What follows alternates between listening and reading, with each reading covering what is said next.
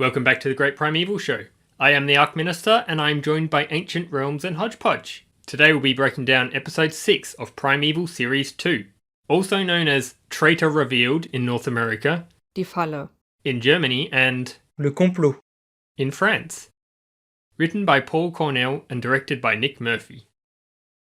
This episode opens looking up at the sky before panning down to the setting. The next episode repeats this, likely because they share the same director. The traffic on the M25 is at a standstill, a typical day on the M25, though it's possible the incoming creature incursion was the cause of the traffic jam in the first place. This site appears to be near Heathrow Airport, as we see on the overhead traffic destination signs, and because Dinah and her son Jake were heading there themselves but got stuck in the traffic. Actually, Charlie, those are herbivores. They really wouldn't be interested in fighting with each other. Love how even the kids' toys have to be paleo-related in this show. He and Ben Trent would probably get along well. Suddenly, everyone starts abandoning their vehicles and running the other way. Here we get Wilhelm scream number 14 from a panicking random citizen. And I love you, random citizen! Our first glimpse of the creature is a reflection in this lorry's window. This is foreshadowing, as the vehicle will be important later. A very creative shot here, as the creature continues to be obscured behind a van, the rampage being left to the imagination as we see cars being sent flying, including another reflection shot, but in slow motion. Great face there, by the way. It's hard to see behind the rearview mirror, but there's a joke on the back of the van saying, "For all your lifting needs." As such, the van then gets lifted by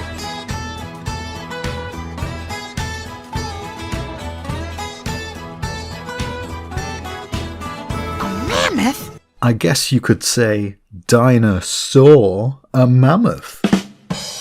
A great reveal of this quote-unquote gentle giant displaying its size and strength. Ooh, the CGI on the lifting van doesn't look too great, which is strange since the other CGI cars look great when the mammoth is smashing and throwing them around. Speaking of vehicles, there are some inconsistencies between shots, as all of the cars in the lanes to the left and right of Dinah's car are completely different between shots. There was a lorry next to Dinah's car earlier, but now there are cars. There is a red Mini Cooper in front of Dinah's car in the lane to the right. This also has a CGI model that the mammoth smashes, but another is also seen flying through the air in the windscreen reflection earlier. I guess there were two red Minis in close proximity. Another white car in the left lane is also CGI and smashed and flipped over, but disappears later. Also, all the cars driving in the opposite direction seem to have just frozen.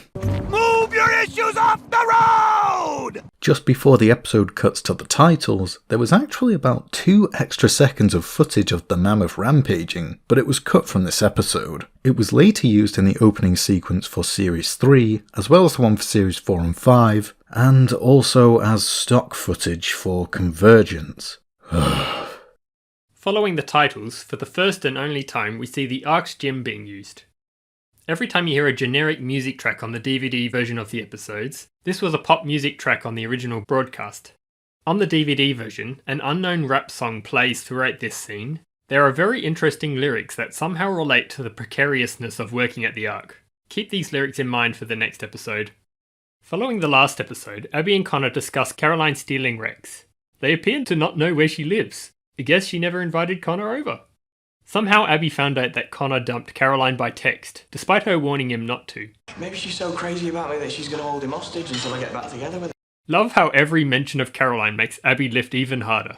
Don't tell Cutter yet, okay? Whilst Cutter is usually the secretive one, Connor wants to right his wrong first. It's hard to notice because it's off screen, but Connor is holding Abby's weightlifting bar when Stephen arrives. Connor nearly jumps, but obviously can't because of the weights. So what's the secret meeting all about? Do you want to say that even louder, Stephen? I don't know, it's a secret, innit? It's a secret! Shut up! We'll put that down. This has a double meaning. Either write down the joke because it's funny, or put down the weightlifting bar he's holding. Again, despite being off screen, Connor does put the weights down on the ground, as you can hear it, as it's left as a tripping hazard, along with his skateboard. Keep this in mind for later. Note that Abby and Connor are using the wrong lockers. As seen in episode 1, these are their 2 lockers here on the right. Also, this purple yoga mat is the same one Abby used in Series 1, Episode 5. Cutter turns up and finally decides to share his thoughts and knowledge of the traitor in the Ark. Perhaps Stephen calling out Cutter in the last episode for not sharing with the team has made him realise he needs to be less autonomous. Cutter indirectly mentions the traitor hacking into the detector and mentions the headset being stolen in the last episode. Someone. Stephen still thinks it's Lester, but Cutter wants to make sure who it is before making accusations. Before the team can formulate a plan, an anomaly alert sends all the team to the ops room. Meanwhile, back on the motorway, we see Dinah has been knocked unconscious from the mammoth throttling her car, crushing the bonnet and trapping her legs under the steering column. My legs are trapped. My leg! This guy Ed offers to help the trapped mother and son escape their car. When he leaves to go get his crowbar, Ed gets bludgeoned. Because I'll pummel you. Ed, more like dead. Oh! This shot of him dead and bloody on the car may scare you when younger, but when older it does look a bit funny. My worst nightmare in one sentence. 2 versions of Cutter. Sounds like some kind of nightmare. Mammoth on the M25. It seems as though reports and pictures of the mammoth have already been received by the team, as they rarely know what species they are dealing with before heading to an anomaly alert. This implies the mammoth started rampaging as soon as it arrived on the motorway, and it wasn't a direct cause of the traffic jam. I don't care if it shaved its legs and got a bikini wax. It's on a motorway in broad daylight. Out of all the creature incursions the team has dealt with so far, this is by far the most exposed to the public eye. All things considered, at least a hairless Colombian mammoth could be written off as a really large elephant, but we'll leave the cover up for Jenny to deal with.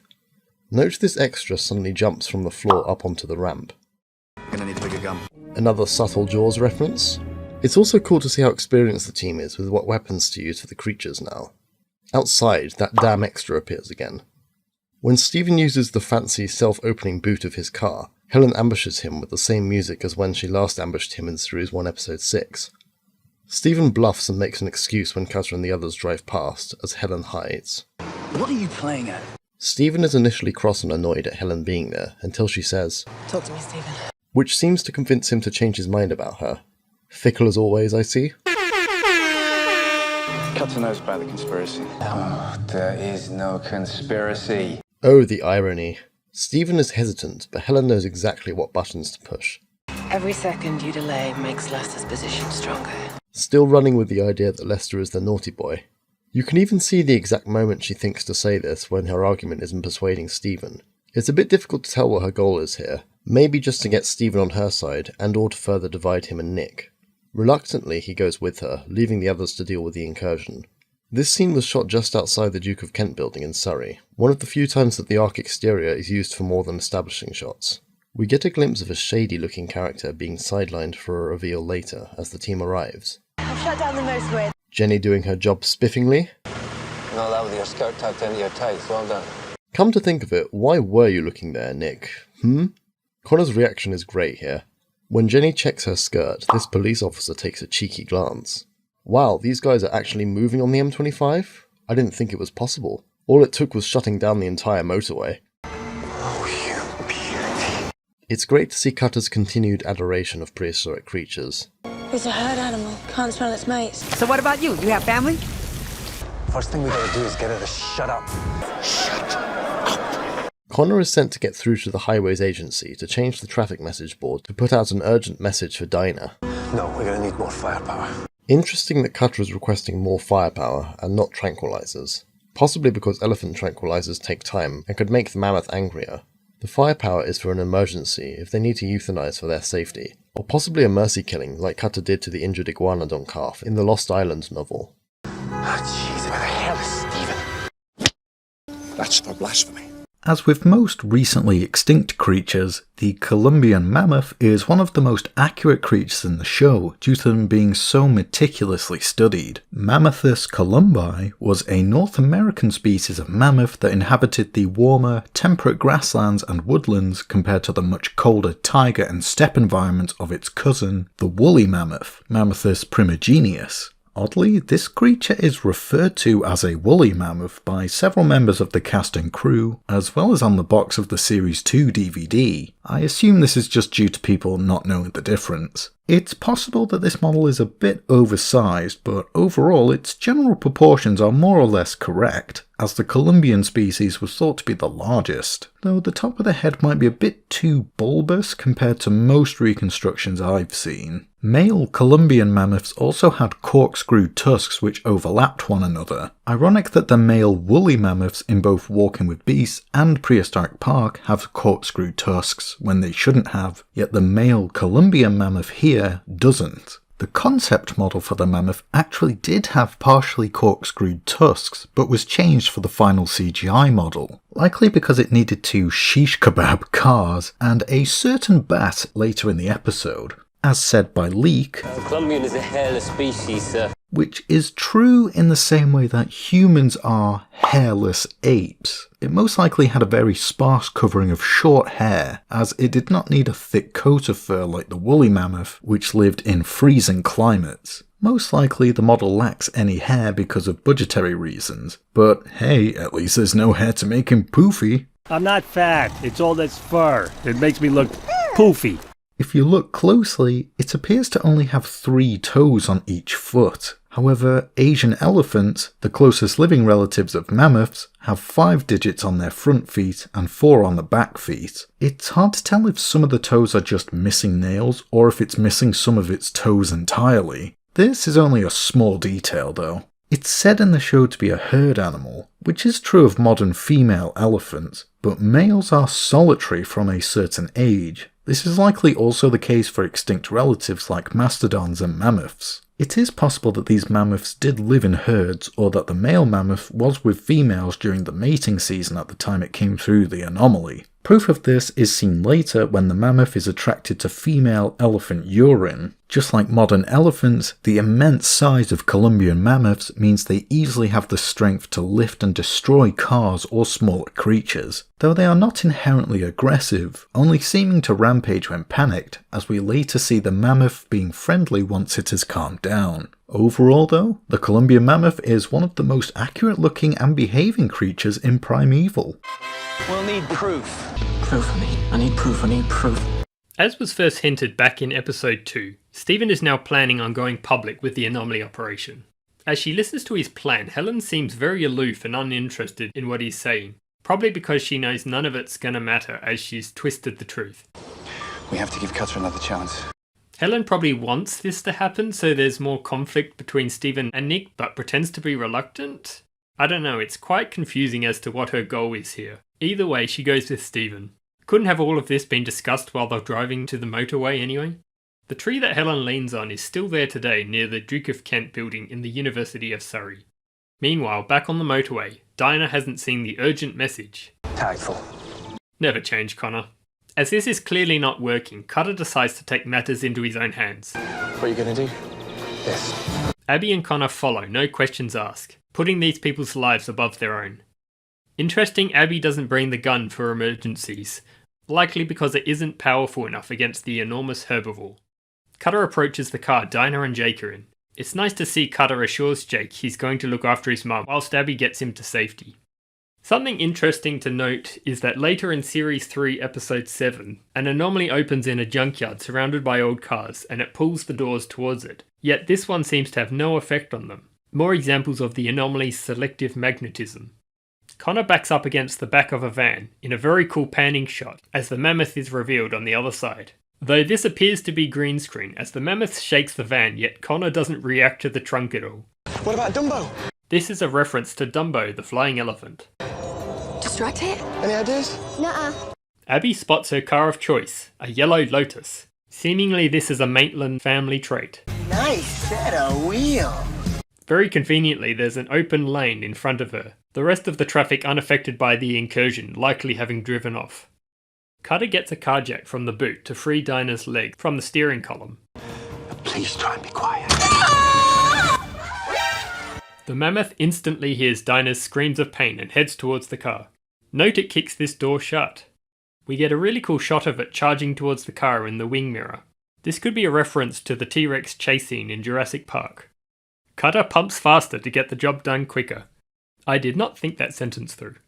Another great interaction between CGI and the real world as the mammoth stands on a broken off car door in its path. Back, Suzanne, he's trying. The tusks of the mammoth are probably not strong enough to lift up an entire car and would likely split it if it tried, but What are you going to do with those flimsy tusks? Amazing practical stunt work of Cutter actually being flipped on set. Makes you feel like you're actually in the car with him. Connor and Jake spot a truck and climb in to do something. seemingly to hide. I wonder how they filmed this stunt. No, the monkey! Try and keep your legs straight. Keep your legs straight when you hit the water! I would make fun of her, but I'd probably be freaking out too in this situation. The way the mammoth's feet are animated to expand as they come in contact with the ground looks so good, even if only for a small shot like this. The mammoth takes offense to the BMW and starts rearing and stomping on it, with Cutter and Dinah helpless inside. Nothing can stop this thing. Having safely taken Jake inside the lorry, Connor tries to think of ways to distract it. Keep pressing it, it's working. A really cool and apt little detail here is that you can hear the lorry's radio say, 25 is still blocked. There's a quick shot of the truck's ramp moving down then up again, which foreshadows how this team will deal with this menacing mammoth. When the mammoth moves away to a new source of interest, Cutter finally manages to free Dinah's legs and instructs her to abandon her child and flee the area. I'll be fine. Cutter also says similar lines to Claudia in Series 1 Episode 6 and later to Jenny in Series 3 Episode 3. Female elephant urine. Interesting that Abby gets this from the safari park and not the Wellington Zoo, so we can just assume that the safari park is nearer, as she says it's only one junction down. Also, how did she manage to get it so fast? Did she just barge into the park like, "Pack your damn pee, now!" whilst driving a stolen Lotus, no less? Maybe she has the zookeeper equivalent of a police badge or something? Or a man on the inside? I don't know. If you listen closely to the anomaly, it's making the telltale sounds of it about to close. Sniff this. Oh, yeah. The mammoth immediately responds to the scent and turns to face the direction of Cutter and Abby. They're lucky they were upwind of it when they sprayed it. Cutter whiplashes around to see no anomaly behind him, but instead an open lorry. This golden opportunity cannot afford to be missed as Cutter runs towards it, still spraying the elephant urine as a trail as he lures the mammoth to follow. Connor, pull out the ramp! By utilising the scientific method of pressing every single button, Connor frantically does as his professor tells him to, just in time. Cutter narrowly misses being swatted by the mammoth as he throws the spray into the back of the truck where the mammoth follows. The inside of the truck seems to be bigger when the mammoth goes in. Is it a TARDIS? Time Lord Science. It's bigger on the inside. How would the mammoth's tusk squeeze in there? Unless it's not actually there? Pfft, nah. The shot, accompanied by the dramatic music when the mammoth sticks its trunk into the camera and stands there, bamboozled by the lack of shemoth, is amazing. I wonder if Connor opened the little hatch and fed it some buns. We can't mammoth.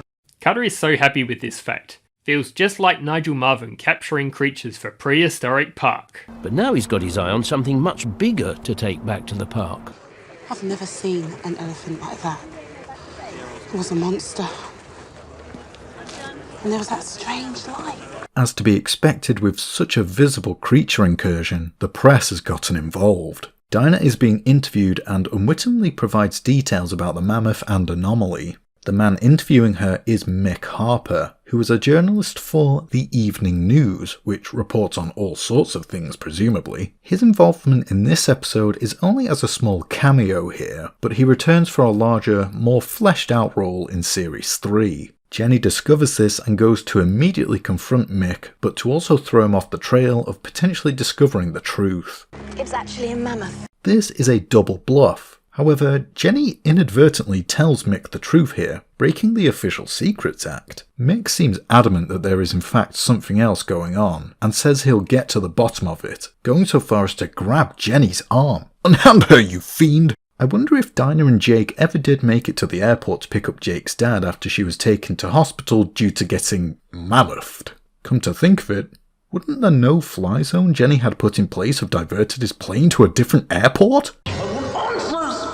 We see police rushing towards the incursion area, likely to check for any other casualties and clean up. Cutter stops dead when he sees Stephen and that woman he used to love in front of him. Look, what is going on with a pair of you? So where the hell have you been? They probably stopped for a cheeky snuggle. This is a love triangle if I ever saw one. You just gonna ignore me, Nick? Well, you did that to him for 8 years, so... You've been seeing her? It's unlikely that Nick is actually upset about the affair, just more so that Stephen has been manipulated. Stephen really doesn't help his case, but there's likely not much he could say in this situation. You're fired. Does Cutter have the authority to do this? Wouldn't any hiring and firing fall to Lester? Perhaps in the new timeline he has more authority as team leader? He's still in love with her. Steven suspiciously hesitates when being asked this, which gives Cutter a chance to decide and thinks better of asking again. Tried to warn you. And of course, Helen is again eating apples with her trusty Pteranodon slicing knife, trademark. She previously ate an apple the same way in Series 1, Episode 6, and Cutter ate one in Series 1, Episode 2. It's odd that Helen doesn't mention the Jenny Lewis-Claudia Brown mystery since she found this out back in Episode 2, but maybe she's still gathering more evidence for when she does in the next episode. After the scene when the team go back to the Ark, Helen presumably went and waited at Steven's apartment, as we see her there later. The Mammoth is sent to the Ark and is kept in the vehicle entrance, where all the heavy-duty vehicles come in. Not ideal quarters, but hopefully it's only temporary, and will be better in the future. Oh. Abby feeds the Mammoth an apple. See whether he'd like to eat something from the 21st century. This is some prehistoric salad. Don't get attached, you can't keep him. If her flat was big enough, she would definitely try. Why is everyone telling me facts about mammoths today? Do I look interested? Yes. Have a word with them about personal hygiene, would you? If my trunk was that small, I wouldn't draw attention to myself, pal. After Lester says this, the Mammoth seems to get angry and rattles the cages and trumpets. Did it understand what he said? He'll attack predators if he senses danger. This is foreshadowing for when the Mammoth does exactly that in a later scene. Stay tuned. Being the resident animal carer, Abby quickly forms a bond with the Mammoth. Hey. You've got a wet trunk, look at that. Note how you never see the full Mammoth in this scene, only the trunk. This is done likely to save on budget. When Steven arrives to stare in awe at the prehistoric pachyderm, Abby closes the shutters. Close the shutter! Steven then asks Abby about what she thinks about keeping everything a secret. Abby makes a great speech about species becoming extinct, and then says, Bottom line, whatever Cutter decides, I'm with him. It's nice to see how much respect and faith Abby has in the Professor. This is actually the last scene with Steven and Abby talking to each other, which is a shame after their many interactions throughout Series 1. Sensing that he won't persuade her, Steven leaves. I wonder if he tried to convince Connor too. Carter is in one of the labs. All the creature diagrams on the lightboard are the same as Episode 3, with a few random diagrams added. Also, if you look carefully, Carter is studying a skeletal diagram of Columbian mammoths. Steven slides in to once again try and make the argument that keeping everything covered up is wrong, and the public have a right to know what's going on. We don't have the right to decide what people should know. He's fully under the influence of Helen now. Whatever argument you may have had lost any credibility when you hooked up with Helen. If Steven hadn't been talking to Helen about this, and came up with it on his own, would Nick have listened to him then? Probably not. The world changed. Cutter is still deeply affected by the timeline change, as anyone would be, so his reasons for not wanting the public to get involved are justified. This is a change since his initial opinion in Series 1 Episode 2. Well, we could start off by telling everyone the truth. It's always your way, or nothing. That works for me. Credit to Cutter, his way usually yields the best results. I mean, just look back at Series 2 Episode 4 to see this in action. No wonder she turned to me. Cutter's face when he turns to confront Steven has a lot of emotions to it. Betrayal, anger, perhaps jealousy, and maybe even remorse for what he's about to do to the person who's supposed to be his best friend. This emotion bubbles to the surface, culminating in Cutter decking Steven in the face. That's it, you're out of the herd! That poor lab technician in the background didn't need this in her day. It's made everything simple. Simples. All of this is excellent acting from Dougie and Jimmy. Connor and Abby watch this exchange as Cutter walks past and calls Connor away with him to work on the detector, as Steven walks in the opposite direction, outcast by his friend. Leek also sees this and sighs. Did he know Helen was manipulating Steven? There's an extended shot from Episode 1 of Special Forces soldiers on the Outer Rim walkway, but reversed. You can see the ramp handrails are facing the wrong way. Stop looking so guilty. Careful, or DC Quinn will arrest you. Well, I'm pretty sure I've seen Laughing Boy in a wanted poster yet. Cutter and Connor set up a false anomaly alert on the detector to go off and catch the spies in the act. They also create a virus which can cripple any system that downloads it.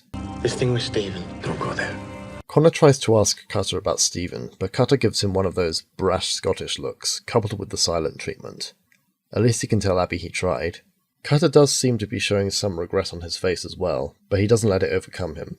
Both parts. We find out what Part 1 is later, and Part 2 in the next episode. No one's gonna know a thing about this until it turns around and bites. Are you sure about that? Unfortunately, this will also come back to bite them. Remember this for the next episode. I guess he'll have to take a leak after this. I'm sure that no cups of water will come back to bite him later on. Stephen and Helen are back at his apartment. Helen has a glass of whiskey. He actually hit you. And you find that funny? My husband is actually jealous. Helen can't contain her joy and nearly lets slip her true intentions of messing with the team. And that's what's important to you. Stephen, you sound like you're trying to convince yourself of the truth right now, and yet... No. No, Nick doesn't matter now. We of course know that Helen is just stringing Stephen along here, but it is interesting to think about where this story would go, had Stephen's plan to expose the anomaly operation actually come to fruition. Helen. The way he says this gives off the impression that they've danced this dance before. Steady on, girl. Helen begins caressing Stephen's face, but he seems reluctant until his eyes meet hers, and... oh wow, they really go for it here. Stop to breathe at least. And break. And breathe. Any doubts about these two's affair are suddenly thrown out the window. Clearly they've had some practice. The music that plays here is a track called White Lines by Terry Devine King. In the next time trailer for this scene, you can actually hear Helen being more... vocal. Captain knows about the conspiracy.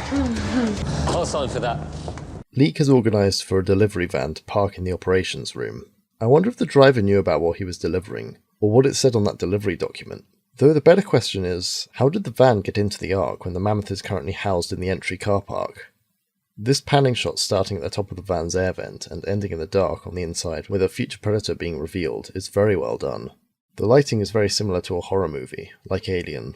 You can also see that there is a strange red luminous device on its head. More on that later. I thought the dramatic setting might be appropriate. We also appreciate the iconic locations chosen for filming. You better pray Caroline doesn't hurt Rex. Because Connor asked Abby earlier not to tell Cutter, his reaction here is brilliant. What kind of girl steals your lizard? Caroline Steele does? Cutter's expression and Abby's smugness is also brilliant. All the cast members are just brilliantly cast, perfect for their respective roles.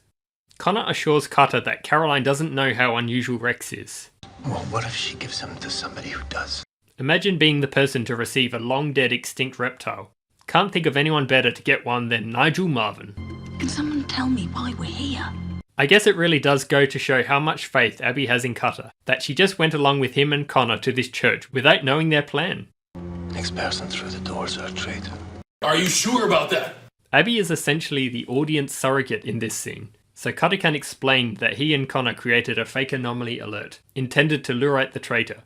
We the audience know, however, that Leek was secretly watching them do this. The church was filmed at Guildford Cathedral, which is coincidentally 400 metres from the Duke of Kent building where the Ark exterior is filmed. Meanwhile, Caroline meets with Leek to get her payment for spying on Abby and Connor. I wonder if she told him that Connor dumped her and how this would impact her getting any more information out of them. Leek teases Caroline with the money before giving it to her, for some reason. There's got to be at least £2,000 there. It's not enough. Connor's not going to get hurt, is he? Caroline demonstrates that she actually does care about Connor, but decides against saying anything when Leek questions it. I'm human. Yes, you are. Okay, so Leek is already a somewhat creepy guy, but how did he get even more creepy in this scene? But he immediately switches back to gleeful when he wants his new present. Undistinguished, but well, he can serve his purpose. A fine addition to my collection. Odd that he walks off here without retrieving Rex from Caroline's car. Why are you so interested in these things? She inquires about Leek's interest with the creatures. I wonder if he mentioned his butterfly collecting hobby. Yes, this is a real fact about Leek on the ITV character profiles. If you really want to know, I can show you. Leek offers to show Caroline what he's been up to, but we don't find out what happens here until the next episode. All things bright and beautiful. A fitting description of an anomaly as Abby and Connor sing the hymn. All creatures great and small. Cutter looks so over everything here. It's hard to tell if he's bored, tired, or went to a Christian school. Come on, everybody remembers school. Suddenly they're interrupted by soldiers entering the building. The reveal of Jenny being involved is somewhat undermined by the fact that we know Leek is the real traitor, unless the scene is meant to imply Jenny is involved with Leek somehow. Not sure which way it's meant to be interpreted. The black and white photos are reminiscent of crime drama shows like NCIS. I'm Never seen that woman before in my life. How on earth do Jenny and the soldiers not spot the trio? Their heads are literally sticking out. Cutter's reaction to being betrayed by the woman he loves, or at least a version of the woman he loves, is excellent. As usual, he confronts the problem head on. Whoa, that went from 0 to 100. Cutter is definitely over his gun affliction from Series 1. I'm not very good at talking with a gun in my face, so put it down and we'll discuss this rationally. Jenny's PR skills are on full display as she barely bats an eyelid to being threatened with a gun and stands her ground. Good on her. I said who sent you?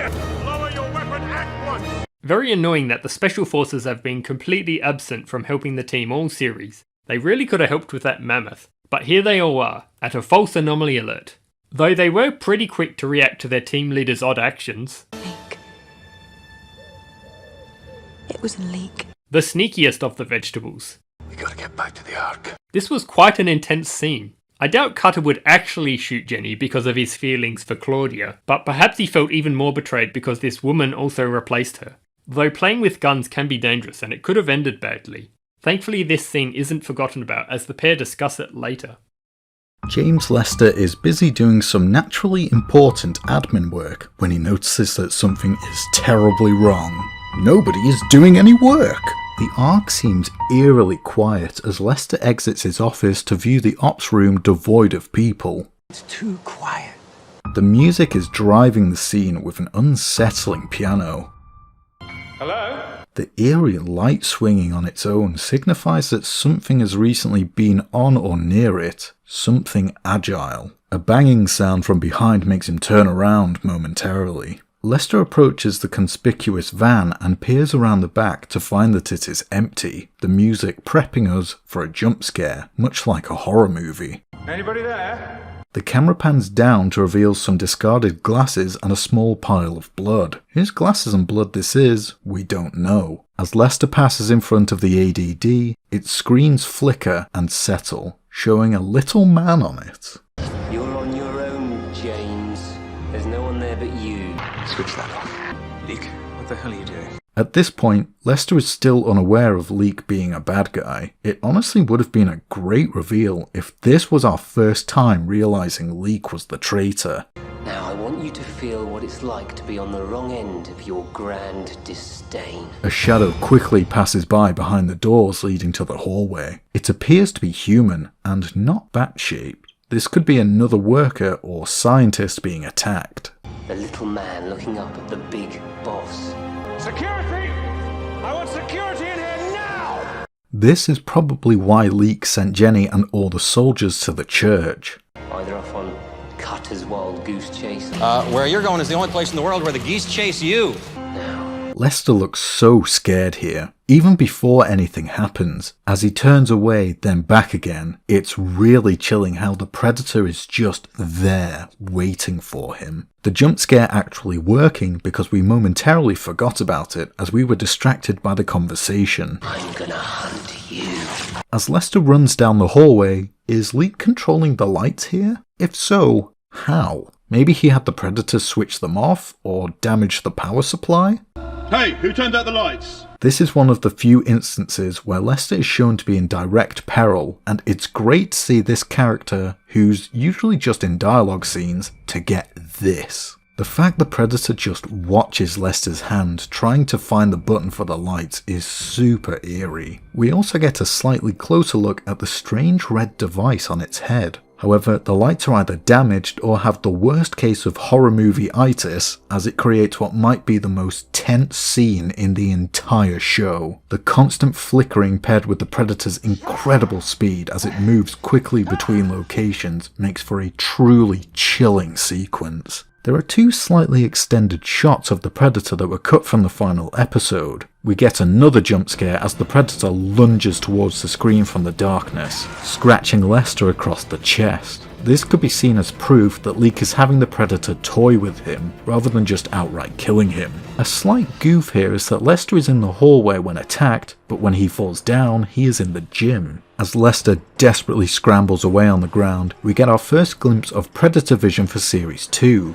This time, sounds appear pink with living things appearing orange and surroundings as tan. Lester crawls towards the iPod connected to the boombox and deliberately turns it on. He must have remembered that the Predators used sound from the last time the team encountered the Predators in Series 1, Episode 6. This disorients the Predator, which loses its audio visuals and covers its ears/nose to try to block the sound. It begins blundering around, even tripping from sliding on the skateboard which Connor left laying around earlier, giving Lester a chance to escape. Those socks are amazing, by the way. A really cool detail is that you can see the reflection of the Predator on the lockers. Speaking of the lockers, notice that the only locker that gets knocked over is Connor's. I suppose the universe has a sense of humour. The Predator even kicks the ball into Lester and reacts to Abby's yoga mat falling. No, the iPod! Lester dives into the armory to retrieve a weapon and goes full commando on the Predator with a machine gun. We won't question why this machine gun was left loaded. Rule of cool. Damn, how much lead did you pump into that Predator without it even going down for more than a second? Previously, we saw the Predators running away after one handgun shot, but there is a reason why the Predator isn't following its survival instincts. More details here as sand sprays out of the punching bag as it gets shot, and a few bullet holes in the far room. Lester makes the questionable decision to leave the armory. Did he think it was already dead? What if it's just plain dead? Why would you risk it though? Well, regardless, it gives him enough time to escape back to the ops room. Upon reaching the shutters holding the mammoth secure, Lester takes the controls with him to the centre of the room as the Predator lurks up in the rafters. Leak! You're never going to make me beg for my life, so let's just end it now. Lester provokes Leak into ordering the Predator to attack. You can see how it reacts to this by shaking its head. Up until this point, it was only toying with him. One more thing. You really are a tiresome little man. Of course, Lester has to belittle his assistant one more time if this is to be his end.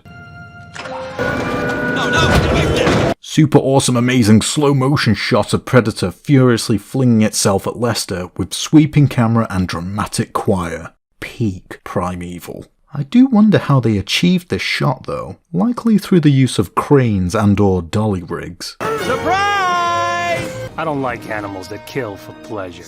Gored by the mammoth, the Predator is flailed around lifeless, skewered by its tusk. After watching this shot frame by frame, the yellow liquid spilling out of the Predator onto the floor appears to be coming out of its mouth, suggesting it is stomach acid or some other digestive juices. Whatever it is definitely not blood. Odd choice, but I suppose since they censored the baby raptor's blood in episode 1, they probably thought it would be too graphic for the Predator to bleed all over the floor. Good boy. Good mammoth. Hopefully now, Lester won't ever consider using its tusks as ivory. You see Leek's little vegetable face drop when he realises his Predator has been dispatched, though he seems to still be on the call, unless the detector's screen is frozen. Wonder how they got the mammoth back in its cage without it panicking and or destroying the detector that's just in the middle of the room. Get back in your cell! Don't make me get the hose! The team return to the Ark and Lester gets patched up from his encounter with the Bad Bat, luckily having a spare suit, shirt and tie since his other was ripped and bloodied. I see. First I'm a traitor, now I'm insignificant. You know, you're really going to hurt my feelings. No, look, if Leak wanted to kill you, he could just have pushed you down a lift shaft. Why a lift shaft, Cutter? This Ark doesn't even have a lift. Now, my kids are really pestering me for a pet. Following his first on-screen creature incursion, this marks the beginning of Lester becoming more compassionate towards Cutter and the team members as the show goes on. If you can't find a home for him. Lester will not be so pleased when creatures are actually in his home. Hey, this is the analyst from earlier. How on earth did she escape the future Predator? Did she go to the Ark bathroom where everyone was massacred? Or was she part of Cutter's wild goose chase? Jenny confronts Cutter about their earlier altercation. He did set a trap and she walked into it. What was he supposed to think? The plan worked. In a roundabout kind of way. Jenny's face and angry head tilt as she turns away is great. She probably realised that, to the surprise of absolutely nobody, Cutter was right. Of course I was right. But we don't blame her for feeling upset. You held a gun to my head.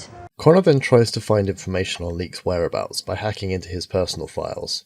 Abby sets a trap for Connor to find out if he's been looking in places he shouldn't, when he correctly gives her middle name without hesitation. Sarah, you told me that once though, right? No. There is actually a scene depicting Connor hacking into personal files and finding out this information on Abby in the novel Shadow of the Jaguar. Got it! There's a quick shot from under the van, foreshadowing its involvement later. To access Leek's personal files, Connor needs to input the correct password. You didn't say the magic word. Password. Okay, Connor, not only was that guess terrible, but since when does Leek have 8 characters in it? Lester. Lester also doesn't have 8 characters in it, but damn, he looks offended. Connor, are you okay? The next guess, Predator, does actually have 8 characters in it, so most likely, Framestore, or whoever did the graphics, only made one animation graphic and just reused it, hoping no one would notice. But we did. Mother's maiden name. They always use that. Murphy. Can you imagine Oliver Murphy Leek? Hold on, how did Lester know Leek's mum's maiden name? He must have read his file very thoroughly, or does he know her personally? You've got some explaining to do. After 4 incorrect passwords entered, a red light appears from under the van the Predator was contained in. After Cutter suggests the word Anomaly. He then notices the light reflecting on the floor. It's way too obvious. And Leek's own name wasn't? The password anomaly works, and apparently also has 8 characters in it. Thankfully, Cutter notices the lights and deduces... It's a bomb. Get out! Again, Cutter, inside voice.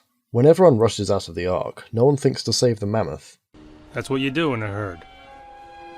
You look out for each other. Haha, whoops. Connor. Not you. Cutter instinctively stays behind to deal with the bomb and tells Connor to do the same. I guess you could consider this one of Leek's contingency plans, booby-trapping his personal files to remotely activate a bomb in the Ark when accessed. Is that even possible? With only a minute left before the bomb goes off, Cutter and Connor stay behind to deactivate it.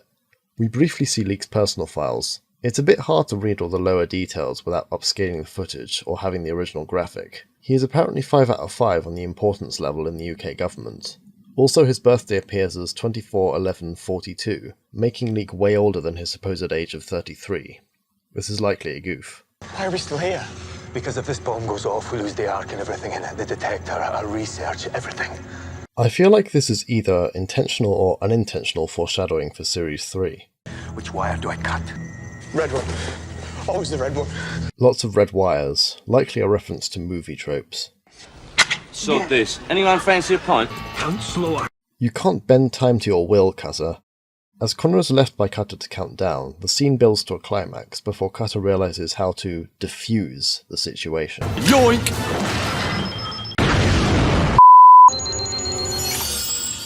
The timer beeps in an increasingly higher pitch before cutting out, having been disarmed by Cutter. He was using the battery as a power source. Tom Dice plays, again. When the timer hits 0, it had been 1 minute and 11 seconds since it showed 1 minute. Close enough. Never a dull moment. Not until after the next series. A bomb. The fact that Helen says all this with a smile is brilliant. Without me, you're nothing. This implies that either Leek still needs Helen for his plans, or Helen just thinks that she's needed. The latter being more likely, as we'll see in the next episode. Note that Helen's theme from episode 2 also plays here, which is a nice callback. This is going to make Nick more determined than ever to find you. We get treated to a very nice transition from Helen in Stephen's flat to Jenny in the Ark. You could interpret this shot as shifting from Cutter's old flame to his new one. It's some kind of neural clamp. Note Jenny's expression after Cutter says this. Must sound like some random sci-fi jargon to her, which it kind of is, but eh. They must have removed this from the Predator and cleaned it up to examine. I've never seen anything this advanced before. Whilst this dialogue and a little bit in the next episode is all the background we get on the neural clamps itself, it is likely indirectly very important to the plot of Series 3. We'll talk more about that when we get to those episodes though. Yeah, Leek isn't this smart. Yet another person belittling him. Though Leek has shown he's very capable with computers, perhaps equal to Connor's skill if not higher, so this line is somewhat dismissive. Which is where he's made a mistake. Connor heads out to work on finding the source of the radio signals being sent to the Predator's neural clamp with the detector. Should we call Stephen? Nice to see that Abby still appreciates Stephen despite their history.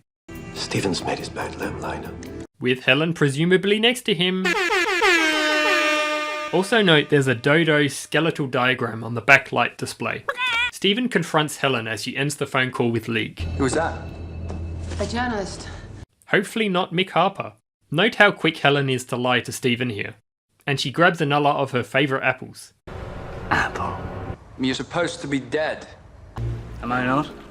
Helen nearly gets caught out again, but Stephen is likely thinking with his little Stephen, as he's literally countering her points, but then just goes along with it anyway. You get everything ready, I'll be back soon. I wonder what she means by that. Was she going to let him in on her plan with what Leek was doing, or just leading him on to keep him occupied? With the team crowded around the detector, minus the extras now, Connor traces the signal to find Ollie. Don't do mistakes. Often. Connor, this is a lie and you know it. The military will handle it. Lester, again, why do you keep reserving the special forces for important missions? They should accompany the team with every incursion. That said, this is a cool montage. Ooh, and this is a cool car transition. We get some rare team downtime whilst Lester is tracking down Leek with the special forces. An alternate version of Stay With Me plays here. Cutter and Jenny have another chat in the Outer Rim walkway, a visual callback to their conversation in episode 4. I can trace her. What? Who? Caroline. It's surprising Cutter and Jenny can hear him through the glass between the walkway and the ops room. What's more scary is the fact that Connor installed mobile phone tracking in his detector. Oi, Connor, that's illegal use of government property. Lester scolded Connor the same way in the novel The Lost Island, when Connor added a big red button to the detector without government permission. Well, to be fair in this case, Caroline stole Rex first, who is technically government property. You stole government property. That makes it treason. Probably only lose them again anyway. You're not wrong. This is foreshadowing Series 3, Episodes 6 and 7. Lester said that we couldn't go with him. He didn't say we had to stay here. Classic Maverick Cutter. Tracking Caroline's phone leads the team to an abandoned building. Maybe it's some kind of retreat. Connor reveals that Caroline is apparently somewhat spiritual. Cutter is instinctually suspicious of the location. Inside they find Caroline's discarded handbag, but she and Rex are nowhere to be found. This filming location also doubles up as part of the future city seen in Series 3. Meanwhile, Lester arrives at the location that Leek's neural clamp signals were coming from. The way Lester walks here is priceless. Interesting that he has no form of body armor at all. Is that not needlessly dangerous? Especially considering he just had a brush with death already. This building looks like some kind of hospital or medical facility. That or it's a really weird looking office. They're here. We see Leek with more of his leaky boys with guns cocked and ready. The anticipation before the reveal it's not actually Lester behind the door works perfectly with the audience thinking he's about to bust Leek's plans wide open. I wondered who was going to come, and I was hoping it was going to be you. The fact that they essentially ended up finding Leek by accident from tracing Caroline's phone makes you wonder how much longer it would have taken to find him, or whether they even would. Cutter is knocked out cold by one of Leek's men, as the others watch on in disbelief. This is like the 4th time he's been rendered unconscious.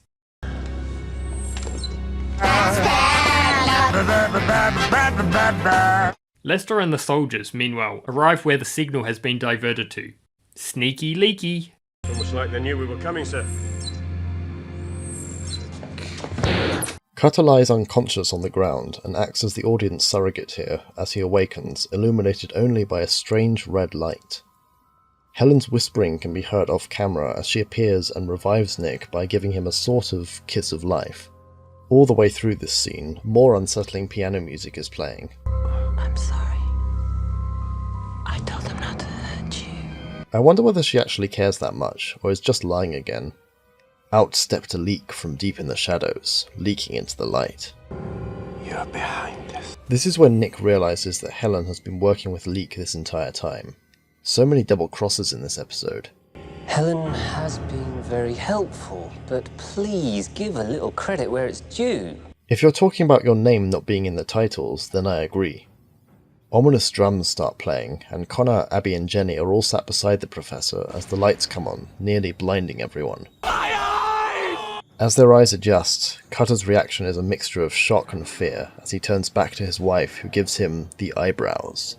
As everyone gets up, an epic musical score with a choir plays, and it's revealed that Leek has a creature army comprised of creatures encountered in the past 2 series. Seen here are 2 raptors from episode 1, the Smilodon from episode 3, 2 mer creatures from episode 4, 1 Silurian scorpion from episode 5, 2 Scutosaurus from series 1, either from the anomaly incursion in episode 1 or 6, and 1 Arthropleura from series 1 episode 2. It was very nice of all the creatures to stay quiet until the lights turned on for their grand reveal. Maybe they were asleep, but then again... It's amazing how quickly they can be trained. You can see the feeding chutes rotating around the room and dispensing into the individual cages. This is foreshadowing the next episode's resolution. Whilst never named as such, the fans have dubbed this location the Creature Prison. The episode ends and will continue in episode 7, making this the second two-parter in Primeval, following the Series 1 finale and the Series 2 premiere two-parter.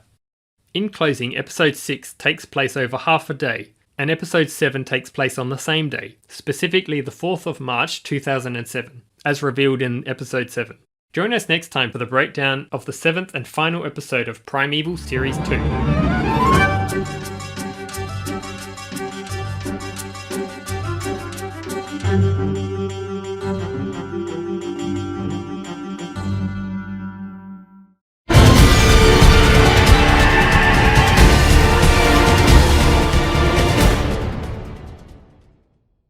Obviously, the JCB is a great weapon, but sometimes during the show you need something slightly faster.